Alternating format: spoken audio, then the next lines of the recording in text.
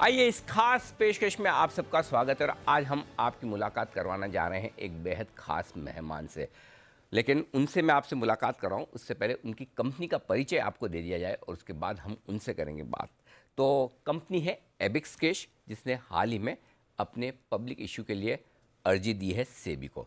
2002 अप्रैल में इस कंपनी की शुरुआत हुई थी Ebix software India private limited के नाम से। B2C और B2B दोनों ही स्पेस में फिनेंशियल टेक्नोलॉजी, साथ ही डिजिटल पेमेंट्स, इसके अलावा सर्विसेज, ये सारा कामकाज कंपनी करती है। और 4 खास वर्टिकल हैं कंपनी के जिनमें कंपनी काम करती है: payment solutions, travel, financial technology और साथ ही BPO। इन चारों सेगमेंट में काम करती है जिनके बारे में हम विस्तार से बातचीत करेंगे। और न सिर्फ भारत में बल्कि कुल मिलाकर दुनिया भर में 75 देशों में कंपनी का कारोबार है। और एबिक्स कैश, जैसा कि आप नाम से जानते पहचानते हैं, ये है वो ब्रांड जो कंपनी ओन करती है। आइए आपकी मुलाकात करवाते हैं कंपनी के चेयरमैन रॉबिन रैना साहब से, जो कि थापर इंस्टीट्यूट ऑफ इंजीनियरिंग और टेक्नोलॉजी पटियाला से अपनी ग्रेजुएशन कर चुके हैं। 1997 में आपने अमेरिका की एक नैस्डैक लिस्टेड कंपनी को ज्वाइन किया, एबिक्स INC। वहाँ पर VP प्रोफेशनल सर्विसेज के तौर पर आपने ज्वाइन किया और उसके बाद 99 में आप कंपनी के CEO बन गए और उसके बाद 2002 में एबिक्स कैश के आप चेयरमैन बने। फिलहाल एबिक्स कैश की आप चेयरमैन, CEO और प्रेसिडेंट ये सारी जिम्मेदारियां निभा रहे हैं। रॉबिन जी, बहुत बहुत स्वागत है आपका। धन्यवाद जी बिजनेस के लिए समय देने के लिए। और विशेष धन्यवाद इस बात का कि आप स्टूडियो में आकर इंटरव्यू दे रहे हैं। तो ये कोविड रेस्ट्रिक्शन खत्म होने के बाद आमने सामने मुलाकात हो रही है। Thank you Anil ji. शुरुआत करते हैं। सबसे पहले मैं थोड़ा सा फ्लैशबैक में लेके जाता हूँ आपको, यहाँ से अमेरिका, जहाँ से आप आए हैं। आमतौर पर ऐसे नहीं, जो लोग यहाँ से अमेरिका जाते हैं वो आना नहीं चाहते हैं, लेकिन आपने वहाँ इतने साल काम करने के बाद वापस आने की सोची। वो सवाल मेरा बाद में, पहले तो ये कि वहाँ जाने का इरादा और एक नैस्डैक कंपनी की कमान संभालने का जो आपने इरादा बनाया, वो कैसे हुआ, कहाँ से आया? देखिए, एक बहुत लंबी स्टोरी है, बट मैं आपको शॉर्ट में बताता हूँ कि मैं एक कंपनी में काम करता था, पर्टक कंप्यूटर्स लिमिटेड, एक इंडिया की कंपनी थी। और उन्हीं के लिए मैं सिंगापुर में पहले काम किया, इंडिया में काम किया, फिर सिंगापुर में काम किया और फिर अमेरिका गया। और वहीं से एक अमेरिकन कंपनी थी, डेल्फा इंफॉर्मेशन सिस्टम्स, उन्होंने मुझे एक ऑफ़र दिया और बोला कि एक आदमी थे हमारे मैक्स सीबोल्ट, जिनको मैंने पिछली ऑर्गेनाइजेशन में फायर करवाया था और बोला था अपने चेयरमैन को, और उनको उन्होंने हायर कर लिया डेल्फा ने। और उसने पहली चीज़ बोर्ड को बोली कि मुझे एक आदमी चाहिए, वो रॉबिन रैना है। अच्छा, तो ये जिसको आपने फायर करवाया वही? जी हाँ, प्रेस में काफ़ी स्टोरी की बात हुई है। सो वो एक लंबी स्टोरी मैं नहीं जाना चाहता था, बट एंड में मैंने ज्वाइन कर लिया। तो वो डेल्फा इंफॉर्मेशन सिस्टम जो था वही आज इबिक्स है। ओके। तो डेल्फा इंफॉर्मेशन सिस्टम उस समय पे एक कंपनी थी जो पहले बहुत अच्छा काम करती थी, मगर कभी प्रॉफिट नहीं कमाया था उसने 23 साल में। तो जब मैंने ज्वाइन किया तो स्टॉक 31 सेंट का था और कंपनी ने $19 मिलियन के लॉसेस थे। सो वहाँ से मेरी जर्नी शुरू हुई उस कंपनी में, डेल्फा में, और उसका नाम मैंने इबिक्स 2000 में कर दिया। ओके। सो वहाँ से आपने फिर उसके बाद पूरी कंपनी की कमान अपने हाथ पे संभाली जी। अच्छा, इबिक्स जो USA में नैस्डैक पे जो लिस्टेड कंपनी है और इबिक्स इंडिया, इन दोनों के बीच में क्या कनेक्शन है? इबिक्स एक प्रमोटर है, इबिक्स इंक एक प्रमोटर है जिसने जो मेन सब कंपनी है, पेरेंट है, और इबिक्स कैश एक सब्सिडरी है उसकी। तो जो लिस्टेड कंपनी है अमेरिका वाली, वो प्रमोटर है? जी हाँ।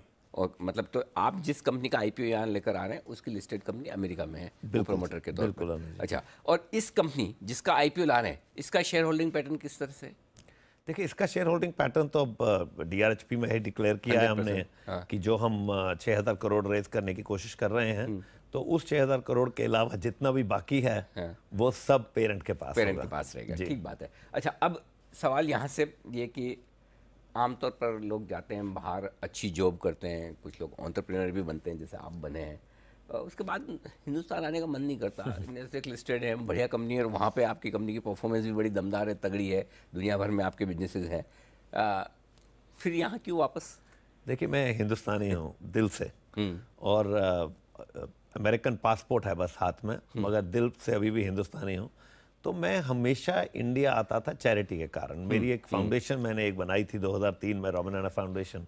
तो रॉबिन रैना फाउंडेशन के स्कूल्स हैं पूरे इंडिया में, हज़ारों बच्चों की हम परवरिश करते हैं, ब्रेकफास्ट लंच मील्स करते हैं।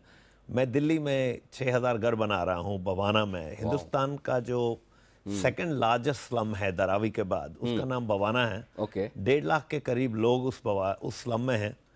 तो उस स्लम को, मेरी कोशिश है कि वो वर्ड स्लम ना रहे उसके साथ, तो 30% जो वो एरिया है वो स्लम नहीं है। तो वो बवाना का एक प्रोजेक्ट मैंने सोचा कि मैं 6000 घर अगर परमानेंट घर लीगल लैंड पे बना के दे दूं तो सबके पास घर हो जाएगा, तो ये स्लम ही वर्ड खत्म हो जाएगा और उसके अराउंड फिर हम मेडिकल इंफ्रास्ट्रक्चर, स्कूल्स, ये सब कुछ बनाएंगे। तो उसी एक जर्नी के कारण मैं इंडिया आता था और तो बहुत अटैचमेंट थी इंडिया से, मेनली चैरिटी ग्राउंड्स पे, और बाकी बैकएंड यूनिट इंडिया में सेट करे थे। और फिर उस समय पे मोदी जी यूएस आए और उन्होंने मेक इन इंडिया की बात करनी शुरू की। जब उन्होंने मेक इन इंडिया की बात करनी शुरू की, सो मेरे दिल में, मैं इंडिया तो आ ही रहा था और बैकएंड यूनिट्स भी थे, मुझे लगा कि एक अपॉर्चुनिटी है कि इंडिया के साथ और एसोसिएट करने की। मुझे लगा कि अगर हम इंडिया में ही एक कंपनी बनाएं जो एमएनसी बन के बाहर फैले, वो फाइनेंशियल फील्ड में या इंश्योरेंस के फील्ड में नहीं हुआ है आज तक। आज तक इंडिया में क्या हुआ है, सॉफ्टवेयर टेक्नोलॉजी फील्ड में Correct. बहुत अच्छी कंपनीज बनी हैं, मगर वो मर्सनरी कंपनीज हैं, कंसल्टिंग कंपनीज हैं।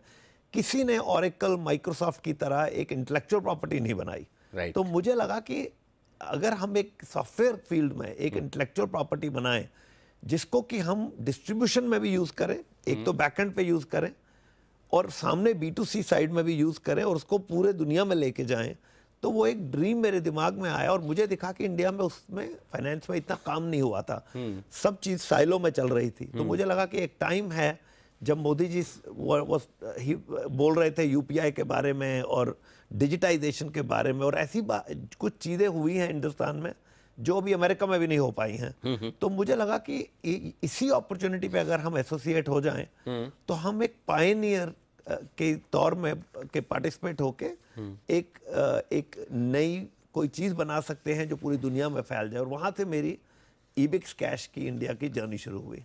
तो बेसिकली आपने 2002 में कंपनी तो बना ली इंडिया में, लेकिन असली बिजनेस 2014-15 से आपने जी प्रोग्रेस करना शुरू किया। जी। अब जो 4 अलग अलग वर्टिकल्स हैं, जैसे आपके बैकग्राउंड से मुझे एक चीज़ समझ में आ गई कि आप ज़्यादा टेक्नोलॉजी वाले आदमी है ना, जी। वो आपका रुझान वो पूरा उस तरफ है। जी। सो 4 वर्टिकल्स में देख रहा था, तो उसमें सबसे पहले फिनेंशियल टेक्नोलॉजी। तो इबिक्स कैश फिनेंशियल टेक्नोलॉजी के मामले में क्या क्या काम करती है और कहाँ कहाँ काम करती है? देखिए, 75 देशों में हम काम करते हैं आज। तो हमारे कुछ एरियाज है फाइनेंशियल टेक्नोलॉजी में, जो एक लेंडिंग टेक्नोलॉजी है, वेल्थ और एसेट मैनेजमेंट टेक्नोलॉजी है, हम इंश्योरेंस टेक्नोलॉजी में काम करते हैं, हम बस एक्सचेंज टेक्नोलॉजी में काम करते अच्छा। हैं। और अगर आप ये बिजनेसेस देखेंगे तो इन सब में हमने बैकएंड टेक्नोलॉजी का एक पोजीशन लिया है। अब एक सिंपल एग्जांपल बस एक्सचेंज का लीजिए कि बस एक्सचेंज टेक्नोलॉजी में एक कंपनी डिस्ट्रेस में थी बॉम्बे में, ट्राइमेक्स के नाम से, एनसीएलटी में थी।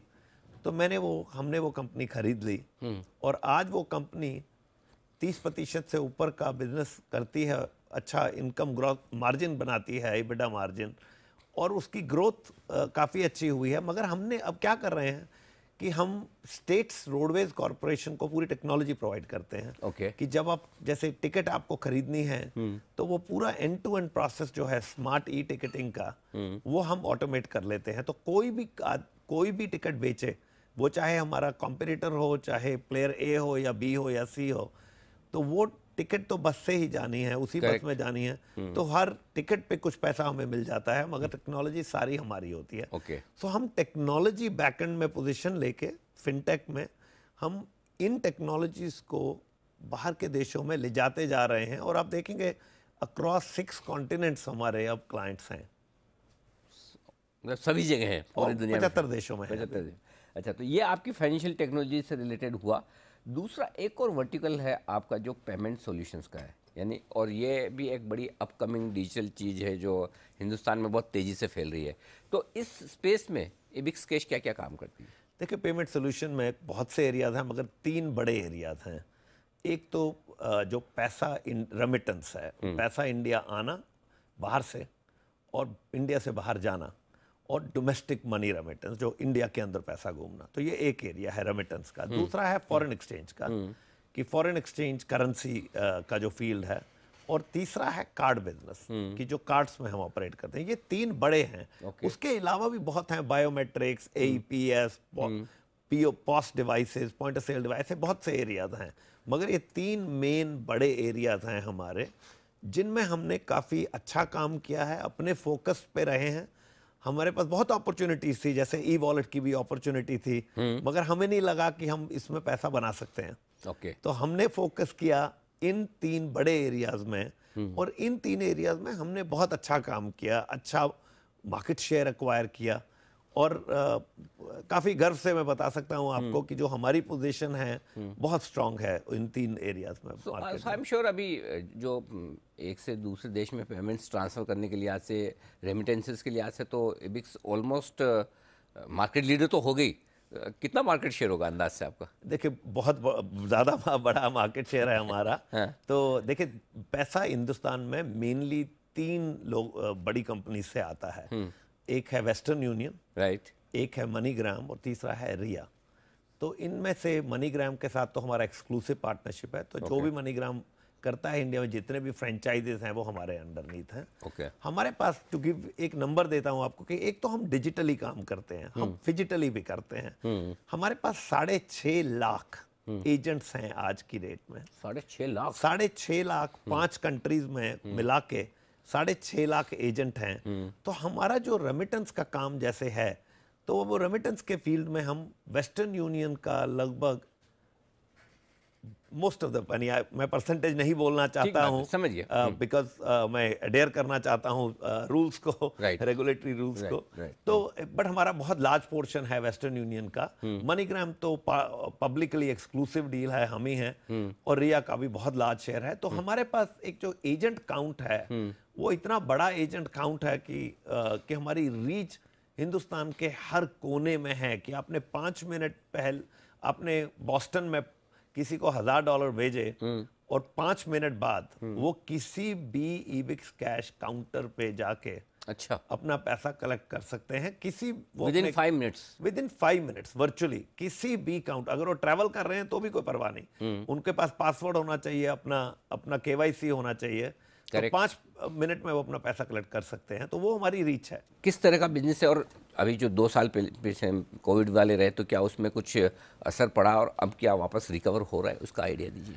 देखिए, प्री कोविड हम बहुत अच्छा बिजनेस कर रहे थे ट्रैवल में। तो ट्रैवल में अगर आप हमारा बिजनेस देखेंगे, तो हम प्री कोविड 2.5 बिलियन के करीब का ट्रांजैक्शंस करते थे प्री कोविड। अब कोविड में तो सब कुछ डेसिमेट हुआ फॉर अ पीरियड। एक टाइम ऐसा आया कोविड में, जब शुरू में कोविड हुआ, कि वो रेवेन्यू बिल्कुल ही ऑलमोस्ट जीरो हो गया। करेक्ट। पिछले 2-3 क्वार्टर्स में वो रेवेन्यू कॉन्स्टेंटली इंक्रीज कर रहा है। कब हर क्वार्टर में बड़े नंबर ही आ रहे हैं अभी। उसका रीज़न बड़ा सिंपल है कि जैसे जैसे गवर्नमेंट एयरलाइंस को ओपन कर रही है, अभी 27 मार्च से एयरलाइंस सारी खुल जाएंगी पूरी। सो जैसे वो खुलेगा, तो हमारी पोजीशनिंग बहुत स्ट्रांग है। हमारे पास ट्रैवल में 5,17,900 एजेंट हैं। 5,17,900 एजेंट हैं, और ये एजेंट हम बहुत स्ट्रांग हैं। इंडोनेशिया में बहुत प्रॉफिटेबल हैं, वहाँ पे फिलीपींस में बहुत स्ट्रांग हैं और बहुत प्रॉफिटेबल हैं। हम लीडर्स हैं इन मार्केट्स में। इंडिया में हम कॉर्पोरेट ट्रैवल में बहुत बड़े लीडर हैं। और इंडोनेशिया वाले वो इंडियन कंपनी में है, या वो आपकी नेस्डेक वाली कंपनी? नहीं, वो इंडियन का सब कुछ इबिक्स कैश के अंदर। सब इंडियन वाली कंपनी में? जो मैं कुछ यहाँ बोल रहा हूँ, सिर्फ इबिक्स कैश की बात कर रहा हूँ। ये सब कुछ इबिक्स कैश के अंडर है। तो जो हमारे ये एजेंट हैं इंडोनेशिया में, फिलीपींस में, सिंगापुर में, ऑस्ट्रेलिया में, सऊदी अरेबिया में, UAE में और इंडिया में, वो सब कुछ एक टेक्नोलॉजी यूज करते हैं। वो वाया की टेक्नोलॉजी है, VIA। तो वाया हमारी टेक्नोलॉजी है। सो वाया की टेक्नोलॉजी का एडवांटेज हमें ये मिलता है। देखिए, एक बहुत बड़ी डिफरेंशिएशन हमारी ये है, जब बाकी ट्रैवल प्लेयर इतना पैसा लूज कर रहे थे pre Covid and post Covid, हम नहीं लूज कर रहे थे। उसका रीजन बड़ा सिंपल ये था, इनको सब्सिडाइज करना पड़ रहा था बिजनेस लाने के लिए। तो ये कंज्यूमर मार्केटिंग पे इनका मैक्सिमम फोकस था। और फिर ये क्या कर रहे थे कि अगर एक 100 रुपये का होटल रूम है, तो ये 60 और 70 रुपये में होटल रूम बेच रहे थे, कि ये सोच के कि हमारे को मार्केट शेयर गेन करना है। मेरी नज़र में वो अच्छा बिजनेस प्रैक्टिस नहीं है। तो हम प्रॉफिटेबिलिटी का ही धंधा करते हैं। तो हमने हमेशा ही ये फोकस रखा कि जहां भी जाएं प्रॉफिटेबली जाएं और ठीक तरह से ग्रो करें। और वहीं पे हमने कोई सब्सिडाइज नहीं किया। हम हर चीज को, हमारे पास जो एजेंट की रीच थी वो फिजिटल है। तो एक देखिए, कोई नागपुर में एक एजेंट बैठा है या इंडोनेशिया में अब हजारों आइलैंड हैं, उन आइलैंड में हर आइलैंड पे हमारे एजेंट बैठे हुए हैं। अब वो कोई किसी ने बुक करना है, एक तरीका है ऑनलाइन बुक करने का, एक तरीका है वो अपनी गली में, वो नागपुर की उस गली में या इंडोनेशिया की गली में वो वॉक इन करते हैं, उनको एक एजेंट दिखता है। करेक्ट। और जो इबिक्स कैश का एजेंट है, ट्रैवल बेच रहा है, वो उससे बुकिंग कर लेते हैं। वो एजेंट मेरे लिए, अगर मेरे पास 5,18,000 एजेंट है, रजिस्टर्ड एजेंट्स हैं, तो ये मेरे मार्केटिंग पीसेस हैं, मार्केटिंग माउथ पीसेस हैं। और जब ये लोग पैसा कमाते हैं, ये पैसा तभी कमाते हैं जब इबिक्स कैश कमाता है। हम अपना परसेंटेज ऑफ प्रॉफिट उनको देते हैं, पार्ट ऑफ द परसेंटेज। सो मेरे को मार्केटिंग में उतना पैसा नहीं खर्चना पड़ता जितना बाकी कंपनी को खर्चना पड़ता है। और वो सब एजेंट डिजिटल हैं, हमने फिजिटल बना दिया कि वो फिजिकल हैं और डिजिटल भी बना दिया। ये इंटरेस्टिंग चीज़ है। जो मेरा अगला सवाल था उसका जवाब यही मिल गया, क्योंकि आमतौर पर हमने देखा है हिंदुस्तान में जितनी ई कॉमर्स कंपनीज है, डिजिटल कंपनीज है, वो पैसा नहीं बनाती, नुकसान में रहती है। लेकिन मैं आपके DRHP में देख रहा था, फाइनेंशियल ईयर 19, 20, 21 तीनों में आपने मुनाफा बनाया।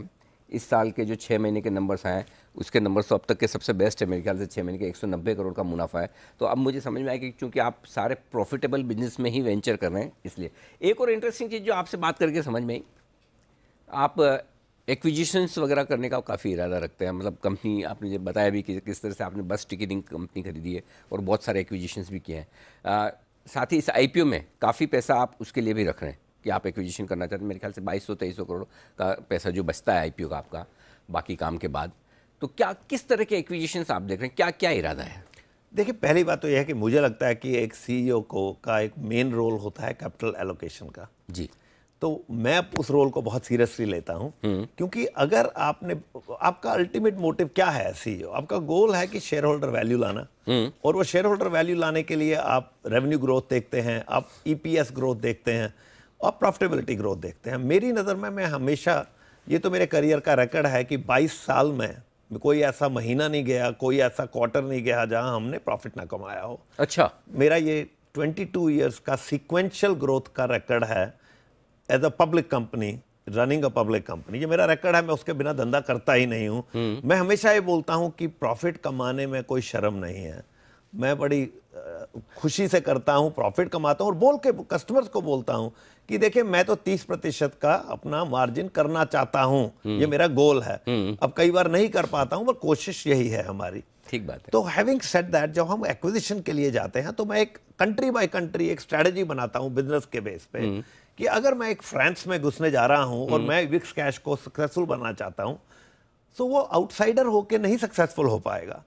अगर एक फ्रेंच इंश्योरेंस कंपनी से डील करना है या फ्रेंच बैंक से डील करना है, तो फ्रेंच लोकल रिलेशनशिप मुझे चाहिए। करेक्ट। और मुझे वो उनके कल्चर में घुसना है एक कंपनी को, तो वो कैसे करूं? तो मैं एक लोकल कंपनी एक्वायर करूंगा जिसका कि फाइनेंशियल रिलेशनशिप्स हो, उस कंपनी में कॉम्प्लीमेंट्री प्रोडक्ट्स हो, उन प्रोडक्ट्स के थ्रू मैं अपने क्रॉस सेल करूंगा अपने इबिक्स कैश के प्रोडक्ट। तो पहले एक्विजिशन करूंगा, फिर उसको इंटीग्रेट करेंगे, और फिर उसमें अपने इबिक्स कैश के प्रोडक्ट डालेंगे, और अल्टीमेटली वो एक पहले इनऑर्गेनिक स्टोरी बनती है, फिर उससे इनऑर्गेनिक से एक इंटीग्रेशन स्टोरी बनती है, फिर उस इंटीग्रेशन स्टोरी से फिर एक ऑर्गेनिक स्टोरी बनती है, बिकॉज उसको हम ग्रोथ पे ले जाते हैं। सो दिस इज, वो मेरा एक बेसिक प्लान है। और उस एरिया में फाइनेंस में बहुत सी फाइनेंशियल टेक्नोलॉजी एक बड़ा एरिया है मेरे लिए एक्विजिशन के लिए, इंश्योरेंस टेक्नोलॉजी एरिया है, पेमेंट सॉल्यूशंस में कुछ अपॉर्चुनिटीज़ हैं बहुत सी दुनिया के बहुत से एरियाज में। सो वो हर ज्योग्राफी पे डिपेंड करता है, मगर ये सब कुछ इंडिया से चलेगा। ये सब कुछ इबिक्स कैश से चलेगा। जो भी हम करेंगे किसी भी देश में या इंडिया में, सब कुछ एक कंपनी होगी, सेंट्रल इबिक्स कैश, जिसमें कि पूरा फाइनेंस, HR, एडमिन, टेक्नोलॉजी सब कुछ यहीं पे सेंट्रलाइज होगा, यहीं होगा, और हेडक्वार्टर्स भी यहीं होगा। ओके, ये आइडिया। अच्छा, अब एक चीज़ आमतौर पर जनरली इस तरह के IPOs जो आते हैं, इस तरह की कंपनियां जो आती है, आम इन्वेस्टर को समझ में कम आता है। अलग ज़माने के बिजनेस है ना। सो वैसे आपने बिजनेस मॉडल सारे समझाए। आप ये कह रहे हैं कि ये कंपनी इबिक्स कैश है, ये पिछले 22 क्वार्टर से प्रॉफिटेबल है। इबिक्स कैश तो कंपैरेटिवली नई कंपनी है, जो पेरेंट की बात कर पेरेंट रहा कंपनी था। वो, इबिक्स हाँ। जो मैं as a public company run कर रहा हूँ, वो 22 साल से, सॉरी, हाँ, 88 क्वार्टर हो गए मुझे अब। वाह, ओके। 88 क्वार्टर का रिकॉर्ड है और मेरा। ये कंपनी 3 साल के रिकॉर्ड तो मेरे पास में है प्रॉफिटेबल, शुरू से प्रॉफिटेबल। आप अगर 2001 में हमने इबिक्स सॉफ्टवेयर इंडिया शुरू की, जो अब इबिक्स कैश का नाम है, आप उसको ट्रैक कर लीजिए। मेरे पास अभी मैट क्रेडिट है इबिक्स कैश में, आई थिंक 300 या 350 करोड़ के, मेरे को नंबर नहीं याद है, प्लीज मुझे होल्ड नहीं करेगा नंबर पे, मगर एक बड़ा नंबर है जो मैट क्रेडिट का मेरे पास पड़ा हुआ है। तो इतना टैक्स हम पे कर चुके हैं इबिक्स कैश में, तो हर महीना हर क्वार्टर हमने प्रॉफिट कमाया है इबिक्स कैश में। अच्छा रॉबिन, आखिरी सवाल आपसे ये कि 6000 करोड़ आपने टेंटेटिवली आपने आईपीओ साइज रखी है, राइट? कब तक आपका आईपीओ लाकर लिस्ट होने का इरादा है? देखिए, वो सिक्योरिटीज एंड एक्सचेंज बोर्ड बताएंगे कि जब वो अप्रूव करेंगे तो उसके बाद हम महीने में या 45 दिन में हमारी कोशिश होगी कि हम एक आईपीओ लाएं। तो ये पूरा प्राइमरी है जी, इसमें कोई भी सेकेंडरी नहीं है। कोई अच्छा, भी आप कोई स्टेक नहीं बेच रहे? कोई स्टेक नहीं बेच रहा, कोई निकलने की कोशिश नहीं कर रहा। अच्छा। सबके इंटरेस्ट अलाइंड है, तो ये 100% प्राइमरी है। क्या बात है। तो मतलब नहीं तो आमतौर पर आजकल डिजिटल और ई कॉमर्स कंपनियों में ये है कि प्रोमोटर या फिर प्राइवेट इक्विटी इन्वेस्टर अपनी स्टेक काफ़ी बेचते हैं जी। क्यों नहीं बेचना चाहते? बड़ी प्रॉफिटेबल है इसीलिए। देखिए, आप मुझसे पूछे तो मैं तो चाहूँगा कि जितना इस कंपनी का मैं पोर्शन ले सकूँ, मैं उतना लेना चाहूँगा। मैं बड़ा स्ट्रांगली बिलीव करता हूँ इस कंपनी में, और मेरा पास्ट ट्रैक रिकॉर्ड भी ऐसा ही रहा है। 6000 करोड़ में कितना डाइल्यूशन होगा अंदाज से? मतलब आपकी आईपीओ के बाद आपकी हिस्सेदारी कितनी बचेगी? देखिए, मैं वो बता नहीं सकता अंडर द DRHP नाम, मगर काफ़ी अच्छा नंबर होगा, बड़ा नंबर है। तो हम बहुत माइनॉरिटी स्टेक, बहुत छोटी स्टेक को डाइल्यूट कर रहे हैं। ओके, बहुत बढ़िया। बहुत बहुत धन्यवाद आपका, आप स्टूडियो में आए और पूरे आईपीओ पे बात की, और आपको बहुत बहुत शुभकामनाएं भी। उम्मीद करें कि कंपनी की जो आपकी ट्रैक रिकॉर्ड है, परफॉर्मेंस है, प्रॉफिटेबल है लंबे समय से, और आपकी नैस्डैक की कंपनी का जो ट्रैक रिकॉर्ड है, उसी तरह की एक दमदार कंपनी ऑलरेडी आप वैसे हिंदुस्तान में बना चुके हैं, और बड़ी बनाए। Thank you. जैसा कहते हैं कि वो इबिक्स हर खुशी के लिए काफ़ी है। सो आई थिंक आपके इन्वेस्टर्स भी होपफुली इस आईपीओ के बाद बहुत खुश होंगे। बहुत बहुत धन्यवाद रॉबिन, आपका समय देने के लिए। शुक्रिया। तो ये थे robin Raina, chairman Ebix cash के, बताते हुए अपनी कंपनी के आईपीओ के बारे में। कंपनी ने DRHP फाइल किया है, 6000 करोड़ रुपए के आसपास आईपीओ लाने की कंपनी की है तैयारी। तो इस खास मुलाकात में इतना ही। धन्यवाद।